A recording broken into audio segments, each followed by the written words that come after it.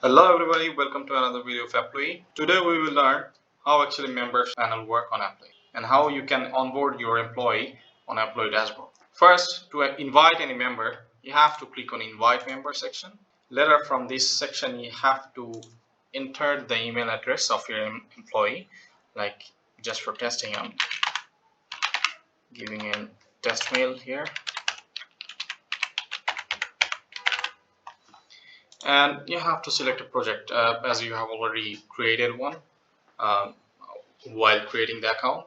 So you can select a project, and once you're done, you can just simply send and add another if you want to add another person as well, or if you're done with it, you can click on I'm done.